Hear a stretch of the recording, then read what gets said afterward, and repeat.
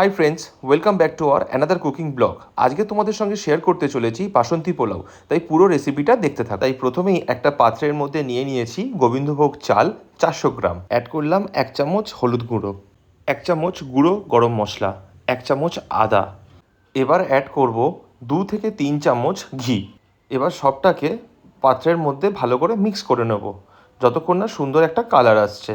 আর দেখো সুন্দর একটা কালার এসেও গেছে। এবার নিয়ে নিয়েছি গ্যাসের উপরে একটা কড়াই, তার মধ্যে দিয়ে দিলাম 2 চামচ ঘি, দিয়ে দিলাম 2টো তেজপাতা, শুকনো লঙ্কা আর গোটা গরম মশলা। গোটা গরম মশলাটা একটু লাল হয়ে আসলে তার মধ্যে অ্যাড করে দেবো আগে থেকে ম্যারিনেট করে রাখা চালটা। গ্যাসের ফ্লেম থাকবে একদম মিডিয়ামে, আর বারংবার নাড়তে থাকবো যাতে তলায় লেগে না যায়। ভালোভাবে যেই কালারটা চলে আসবে তারপর তার মধ্যে অ্যাড করে দেবো জল। একটা জিনিস মাথায় রাখতে হবে, চাল যে পরিমাণ হবে তার ডবল পরিমাণ হবে জল। তারপরেই অ্যাড করে দেবো স্বাদ মতন নুন। ভালো করে মিক্স করে নেওয়ার পর খানিকক্ষণ এইভাবেই রেখে দিতে হবে জলটা একটু আস্তে আস্তে কমে আসার জন্য।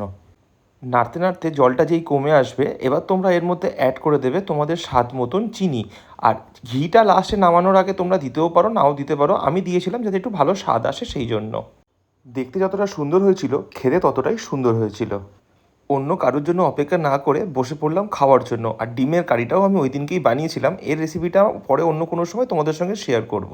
তাহলে আর কিসের অপেক্ষা, এবার ভাতটা মাখিয়ে মুখের মধ্যে দেওয়া যাক। সত্যি সেদিনকে অপূর্ব বানিয়েছিলাম, তোমরাও বাড়িতে ট্রাই করো আর কেমন লাগলো আমাকে অবশ্যই জানিও।